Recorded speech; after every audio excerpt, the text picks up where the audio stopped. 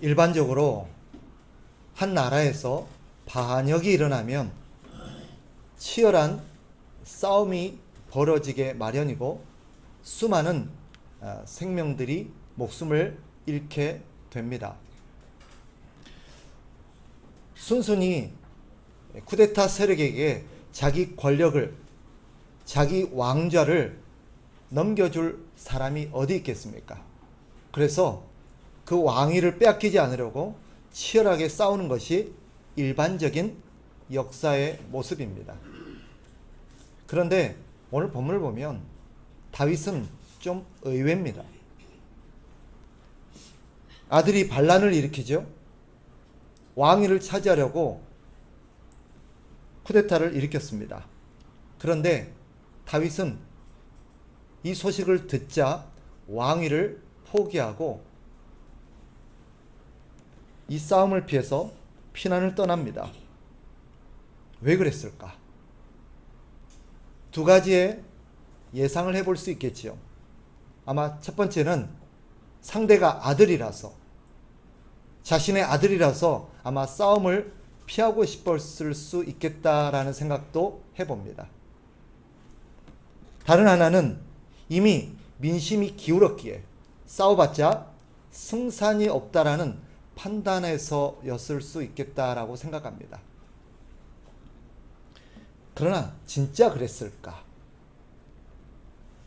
그것이 아닐 수 있다라는 여러 가지 정황들이 있습니다.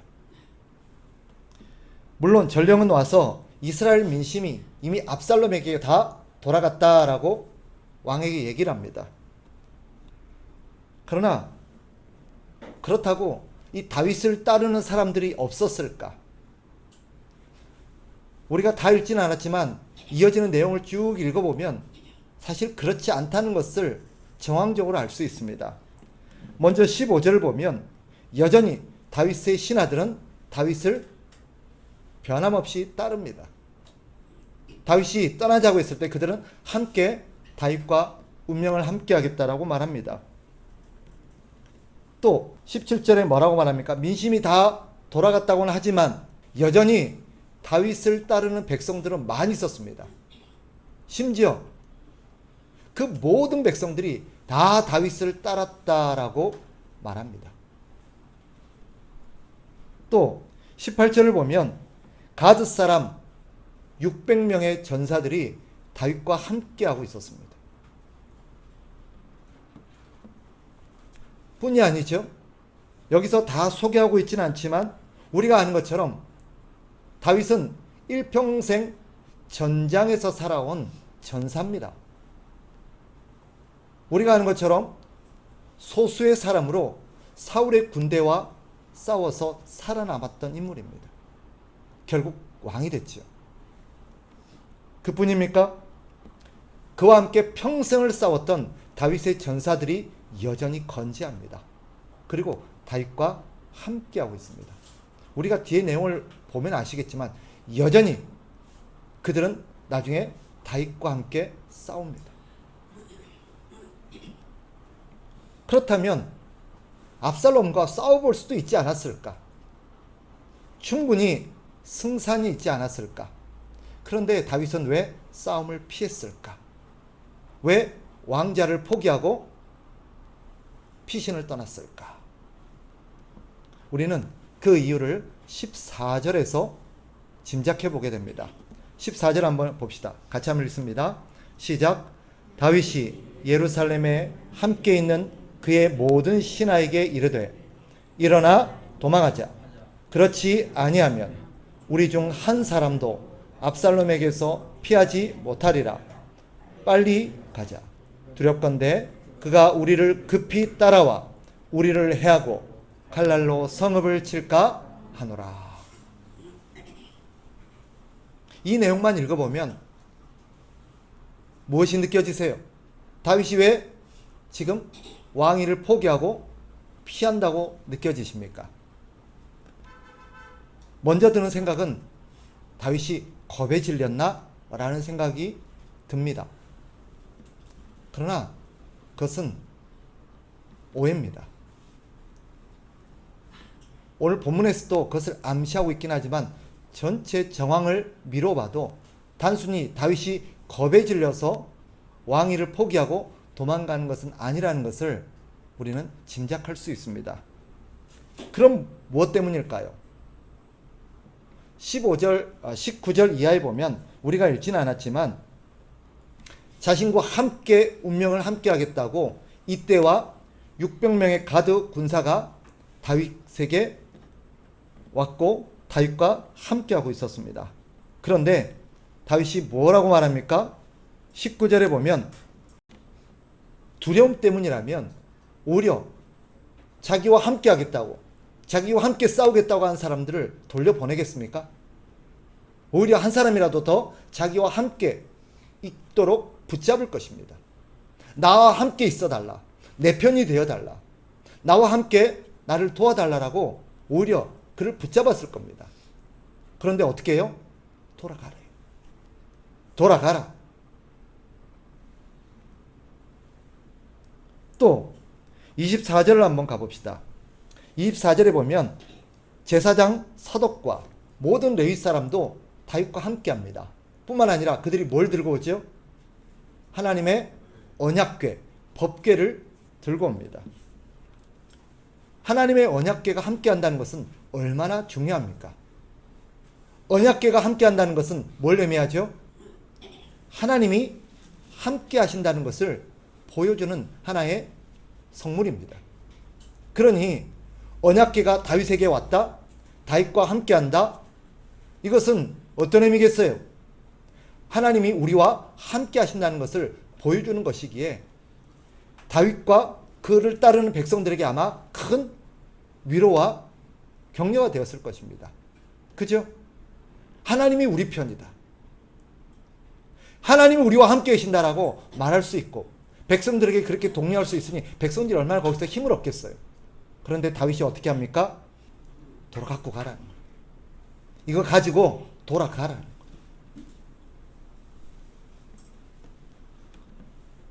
이 하나님의 궤를 돌려보낸다는 게 무슨 의미인지 아시겠습니까?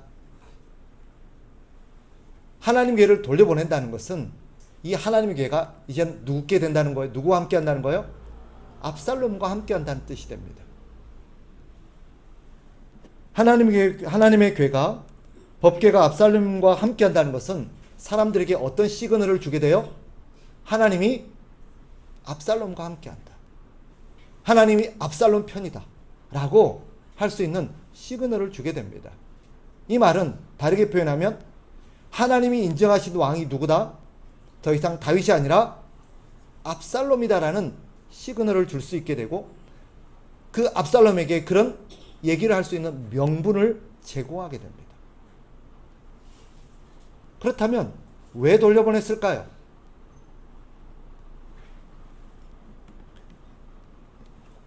언약궤를 돌려보낸다는 것, 이것은 어떤 의미에서 이 다윗 스스로가 왕위를 포기한다라는 그런 의미가 되기도 합니다.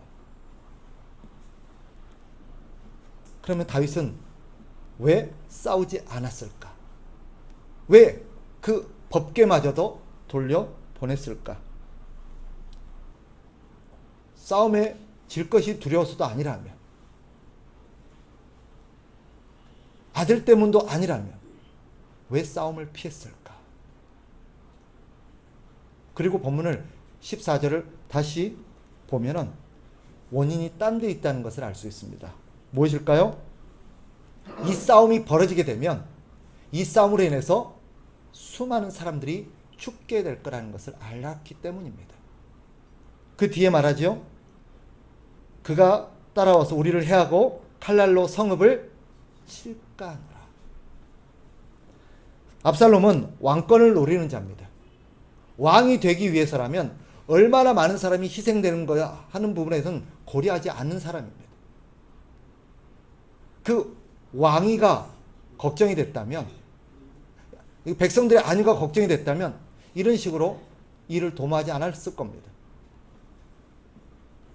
그는 왕위를 차지하기 위해서라면 수많은 백성의 희생은 눈 하나 깜짝하지 않을 사람이라는 것을 다윗이 안 것입니다.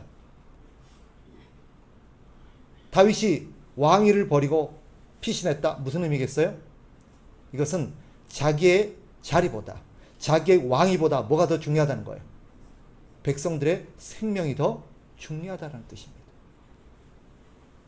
그러니 백성들의 안전과 생명을 위해서 싸움을 포기했던 것입니다. 왕위를 포기했던 것이죠. 그리고 오늘 우리가 본문에서 읽었듯 다윗에게는 믿음이 있었습니다. 어떤 믿음일까요? 우리가 아까 읽었던 25절, 26절로 다시 한번 돌아가 봅시다. 25절 우리 형제들이 읽고 26절 우리 자매들이 읽습니다. 25절 우리 형제들부터 시작. 왕이 사독에게 이르되 보라 하나님의 궤를 성읍으로 도로 메어가라. 만일 내가 여호와 앞에서 은혜를 입으면 도로 나를 인도하사 내게 그 궤와 그 계신대를 보이시리라. 그러나 이와 같이 말씀하시기를 내가 너를 기뻐하지 아니한다 하시며 종이 여기 있사오니 선히 여기시는 대로 내게 행하시옵소서 하리라. 오늘 이 고백 안에 다윗의 마음이 묻어나죠. 자신이 살고 죽는 것, 왕의 자리를 유지할 것인가 잃어버릴 것인가, 이것은 누가 결정한다는 거예요? 하나님의 손에 있다는 거예요. 하나님이 결정하실 거라는 거예요. 내가 왕위를 계속해서 유지하고 왕의 자리로서 이 백성을 다스릴 사람이면 하나님이 나를 그 자리로 돌려보낼 거라는 거예요. 그렇지 않으면 내가 싸운들, 내가 어떻게 한들 다시 왕의 자리로 돌아갈 수 없을 거다라는 것이 다윗의 생각이었고 믿음이었습니다. 바꿔 말하면 내 생사도 내 자리도 하나님의 손 안에 있다는 것을 믿었던 것입니다.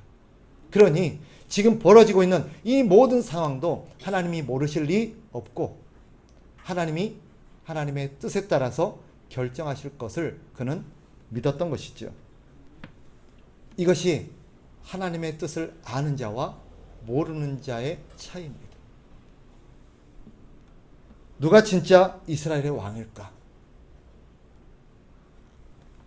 그것을 원한다고, 그 자리를 노린다고, 누구보다도 그 자리를 잘 유지할 수 있다고, 누구보다도 일을 잘할 수 있다고, 누구보다도 내가 능력이 있다라고 그렇게 말한다고 왕이 될 수 있는 것은 아닙니다.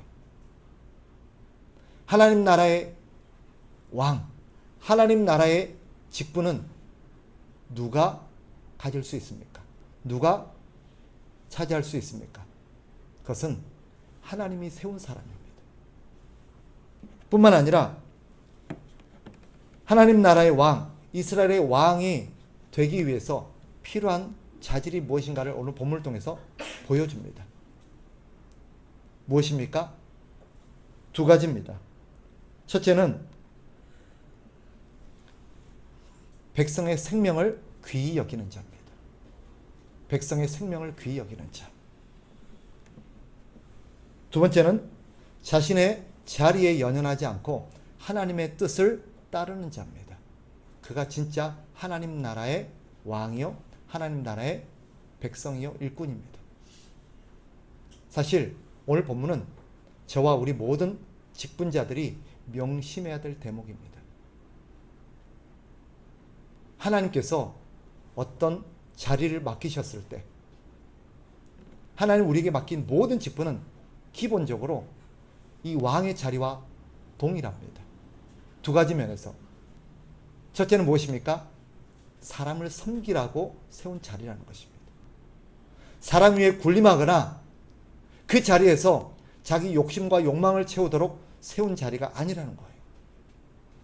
모든 자리는 왕을 비롯해서 그게 제사장이든 선지자든 누구든 간에 신약 시대로 넘어와서 그것이 목사든 교사든 장로든 집사든 간에 무엇이든 간에 사람을 섬기라고 하나님의 백성들, 성도들을 섬기라고 세운 자리라는 것입니다.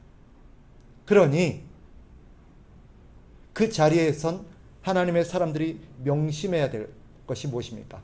하나님 백성들의 생명을 귀히 여기는 것입니다. 또 하나 명심해야 될 게 무엇입니까? 하나님의 사람은, 하나님이 세운 일꾼은 자리에 연연하지 않고 언제나 하나님의 뜻을 따라야 되는 사람이라는 것입니다. 아무리 그 자리에 있고 싶어도 하나님의 뜻이 아니면 포기해야 합니다.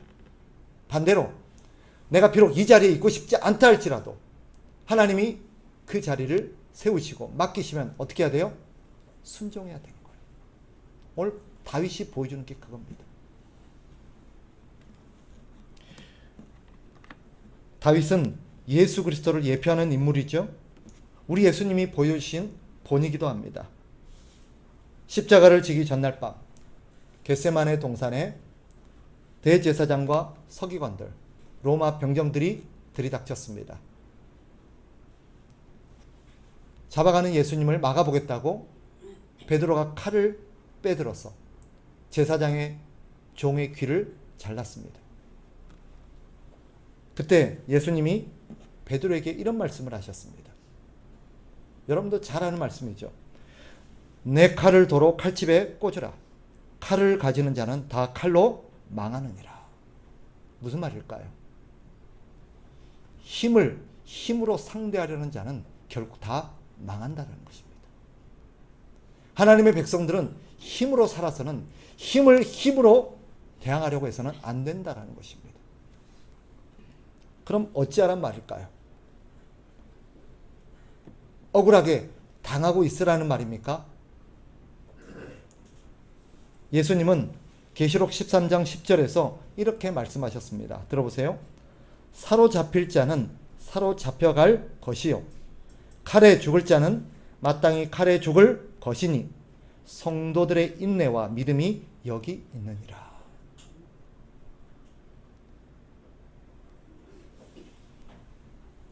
이 말씀이 뭘 의미하는지 아시겠어요?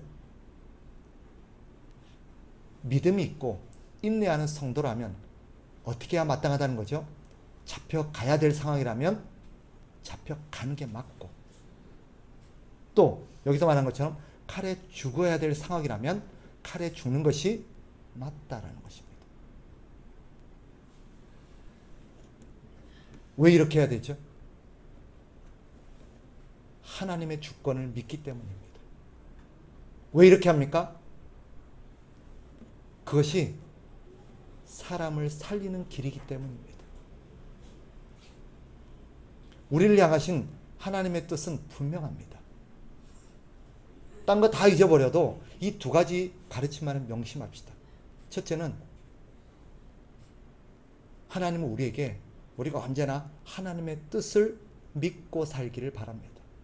하나님을 믿고 살라는 거예요. 하나님을 믿고 산다는 게 뭐예요? 세상 모든 것이 하나님의 손 안에 있음을 믿는 것입니다. 하나님의 주권을 믿는 거예요. 또 하나는 무엇입니까? 다른 하나는 하나님이 우리에게 원하시는 뜻은 우리는 사람을 살리기 위해서 살아야 되는 거예요. 우리가 살기 위해서 사는 존재가 아니라 다른 사람을 살리기 위해서 사는 존재라는 것입니다. 이게 우리가 가진 본성과 충돌하는 지점이에요. 우리는 어떤 사람이죠? 언제나 내 뜻을 중요하게 여깁니다. 우리는 어떤 존재죠? 내가 사는 게 더 중요한 사람이에요. 그래서 우리가 하는 말이 뭐예요? 일단 나부터 살고 봐야지. 내 코가 석잔데, 내 발등에 불이 떨어졌는데, 이런 표현이 왜 나오는 거예요? 내가 중요하다는 거예요. 이런 우리의 본성과 충돌되는 것이 성경의 가르침입니다. 주님은 친히 그렇게 본을 보여주셨습니다. 주님은 힘을 가지고 계셨습니다. 베드로에게 말씀하셨죠. 내가 저 많은 천사들, 그 천군 천사를 동원할 능력이 없어서 내가 이렇게 무기력하게 잡혀가는 줄 아느냐. 라고 말씀하셨습니다. 주님은 힘을 가지고 계셨으나 그 힘을 사용하지 아니하시고 그를 잡아가는 사람들에게 잡혀 가셨습니다. 그를 때리는 자들에게 맞으셨습니다. 그를 못 박는 자들에게 십자가에 못 박혀 죽으셨습니다. 왜 그러셨을까요? 하나님을 믿었기 때문입니다. 왜 그러셨을까요? 그것이 자신을 믿고 따르는 하나님의 백성들을 살리는 길이었기 때문입니다. 신자는 어떤 사람입니까? 그리스도인은 어떤 사람입니까? 우리 주님을 본받는 사람입니다. 신자는 힘으로 해결하려고 하지 않는 사람입니다. 힘으로 사는 자가 아닙니다. 신자는 하나님을 믿는 믿음으로 삽니다. 신자는 다른 사람의 생명을 살리기 위해서 사는 사람입니다. 주님은 말씀하십니다. 마태복음 5장 38절에서 40절 들어보세요. 눈은 눈으로 이는 이로 갚으라 하였다는 것을 너희가 들었으나 나는 너희에게 이르노니 악한 자를 대적하지 말라. 누구든지 내 오른편 뺨을 치거든 왼편도 돌려대며 또 너를 고발하여 속옷을 가지고자 하는 자에게 겉옷까지도 가지게 하며. 얼마나 우리의 본성과 충돌되는 말입니까? 오늘날 우리 주님께서 분열과 다툼이 잦은 우리 시대의 교회의 모습을 본다면 뭐라고 말씀하실까요? 분란이 발생하고 패가 나뉘어지더라도 이기기 위해서 수단과 방법을 가리지 않는 교회, 성도들, 그 모습을 보시는 우리 주님의 마음이 어떨까요? 바울은 우리 주님의 뜻을 생각하며 고린도 교회에 이렇게 충고합니다. 너희가 피차 고발함으로 너희 가운데 이미 뚜렷한 허물이 있나니 차라리 불의를 당하는 것이 낫지 아니하며 차라리 속는 것이 낫지 아니하냐. 무슨 말인지 이해가 되십니까? 고린도 교회에도 이런 갈등이 있었던 것 같습니다. 서로 어떤 문제를 가지고 서로 싸우다 못해 법정에 고발을 하는 그런 일이 발생한 듯합니다. 이 소식이 바울에게 들리자 바울이 기가 막혀 편지를 쓴 것이 고린도 전서입니다. 그는 뭐라고 말합니까? 서로 맞고발하며 서로 싸우며 헐뜯고 분쟁하느니 차라리 너희가 피해를 보는 게 낫지 않냐. 차라리 너희가 속는 것이 낫지 않느냐 라고 얘기를 하는 것입니다. 왜 그럴까요? 바울은 왜 이렇게 얘기합니까? 그것이 하나님을 믿는 백성의 마땅한 본분이기 때문입니다. 뿐만 아니라 그 싸움으로 인해서 그 교회 안에서 상처를 입고 실족하게 될 수많은 영혼들을 걱정한 것입니다. 우리가 아는 것처럼 교회에서 갈등이 벌어지고 싸움이 벌어져서 분열이 일어나면 어떻게 됩니까? 반드시 그로 인해서 교회에 실망하고 실족하여서 믿음에서 떠나버리는 영혼들이 발생하게 마련입니다. 누군가는 교회에서 발길을 돌립니다. 예수님을 찾아왔던 사람들이 예수님을 믿는 공동체의 모습을 보고 실망하여 돌아가 버리는 것입니다.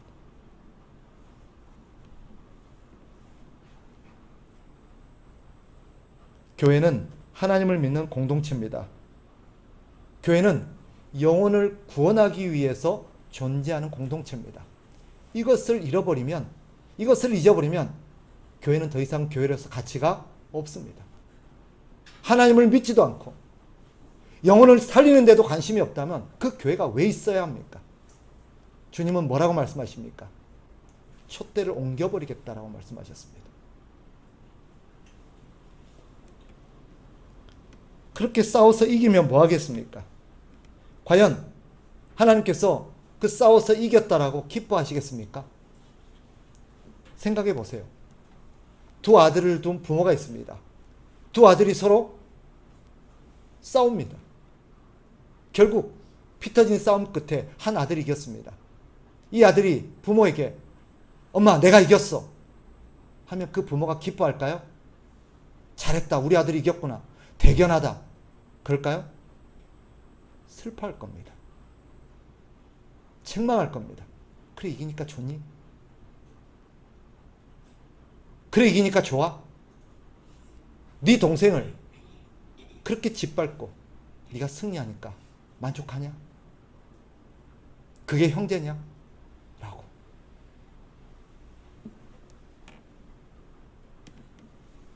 오늘날 교회와 성도가 깊이 새겨야 될 가르침이 아닐까 생각합니다. 지금도 우리는 계속해서 싸웁니다. 부부가 싸우고, 부모와 자식이 싸우고, 형제가 싸우고, 심지어 교회 지체들까지 싸웁니다.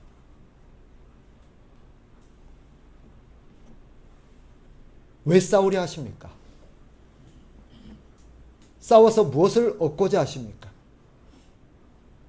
그래서 얻은 것이 가치가 있는 것입니까? 오늘 성경이 우리에게 생각합니다. 다윗이 싸웠더라면 능히 물리치고 자기 왕위를 지킬 수 있었을 것만, 다윗이 그 왕위를 포기하고 그 싸움을 피한 이유가 무엇이겠습니까? 예수님이 당신이 가지신 힘으로 얼마든지 당신을 잡으러 온 자들을 물리치실 수 있었을 것이지만 그 모든 것들을 내려놓고 순순히 잡혀가셔서 십자가에 죽으신 까닭은 무엇이겠습니까? 그것이 하나님을 믿고 하나님의 뜻에 순종하는 하나님의 백성의 마땅한 도리이기 때문입니다. 모든 것이 하나님의 손 안에 있다는 것을 믿는 사람의 믿음의 결과이기 때문입니다. 그리고 오늘 본문이 우리에게 그려냈던 더 중요한 것은 우리가 이 땅에 사람을 살리기 위해서 존재하고 있다는 것입니다. 교회는 왜 있습니까? 왜 교회가 세워져야 합니까? 왜 교회가 조직되어야 됩니까? 왜 우리가 뭉쳐서 함께 힘을 합쳐서 일을 해야 됩니까? 이유는 하나입니다. 사람을 살리기 위해서. 제가 큐티에도 그렇게 남겼듯이 교회는 생존하기 위해서 존재하는 게 아닙니다. 언제부턴가 하나님께서 제가 잘못 살겠다라는 것을 깨닫게 하시는 지점이 있었습니다. 그게 뭐였냐면, 너 도대체 교회를 왜 시작했냐? 너 교회가 뭐라고 생각하느냐? 교회가 무엇을 위해서 존재한다고 생각하느냐? 라는 질문이었습니다. 언제부턴가 교회라는 어떤 조직, 교회라는 어떤 공동체를 유지하는 데 목적이 있는 것 같아요. 교회는 그러라고 세워진 게 아닙니다. 교회가 교회로서 해야 될 역할을 하지 못하면 그 교회는 있으나 마나한 것입니다. 교회가 왜 있습니까? 하나님은 왜 교회를 세우셨습니까? 그것은 생명을 살리라고 있는 것입니다. 생명을 살리기 위해서. 우리는 왜 사십니까? 무엇을 위해서 그렇게 치열하게 사십니까? 본인이 살기 위해서? 본인이 더 잘 살기 위해서? 그것을 위해서 그렇게 치열하게 사시고 누군가 싸우고 있다면 그것은 아무런 의미 없는 삶입니다. 저와 여러분이 하나님을 믿는 신자라고 한다면 우리는 생존하기 위해서 사는 자가 아닙니다. 생명을 살리기 위해서 삽니다. 그 생명을 살리기 위해서 때로는 우리가 죽는 것입니다. 말씀을 정리하겠습니다. 무조건 싸우지 말라는 것이 아닙니다. 싸워야 될 때가 있습니다. 교회가 싸워야 될 때는 언제입니까? 하나님의 영광을 위해서 싸워야 합니다. 진리를 지키기 위해서 싸워야 합니다. 그러나 싸우더라도 그리스도인답게 싸워야 합니다. 그리스도인이 싸우는 방식은 세상의 방식과 다릅니다. 세상은 총칼을 들고 싸우지만 우리는 말씀을 들고 싸웁니다. 세상은 온갖 무기를 통해서 상대를 죽임으로써 이기려고 하지만 우리는 상대를 살림으로써 그리고 상대를 살리기 위해 내가 죽음으로써 이깁니다. 교회는 결코 자신의 욕심과 이익을 위해서 싸우지 않습니다. 신자 역시 마찬가지입니다. 자신의 유익과 이익을 위해서 싸우는 신자는 없습니다. 치열하게 사는 신자도 없습니다. 하나님이 기뻐하지 않는 방법으로 싸워서도 안 됩니다. 성경은 말합니다. 차라리 져라. 그러느니 차라리 져라. 오늘 저와 우리 참된 교회를 향한 하나님의 준엄한 말씀인 줄 믿습니다. 싸움을 멈춥시다. 의미 없는 싸움, 내 욕심을 위한 싸움, 내 이익을 위한 싸움, 그걸 멈춥시다. 그리고 하나님을 믿읍시다. 모든 것이 하나님의 손 안에 있습니다. 하나님의 뜻이면 내가 살 것이요, 하나님의 뜻이면 내가 죽을 것입니다. 하나님의 뜻이면 이 자리를 얻게 되겠지만 하나님의 뜻이면 이 자리를 잃게 될 것입니다. 그것을 믿는 것이 신자입니다. 신자는 싸우더라도 다른 사람을 살리기 위해서 싸워야 합니다. 우리가 존재하는 이유는 사람을 살리기 위해서입니다. 내 싸움이 누군가를 죽일 수 있고 누군가를 실족하게 할 수 있고 누군가의 영혼을 잃게 만들 수 있다면 당장 그 싸움을 멈춰야 합니다. 우리의 목적은 사람을 살리는 데 있다는 것을 기억하시고 사시는 저와 우리 참된 교회 성도들 다 되시기를 주의 이름으로 축복합니다.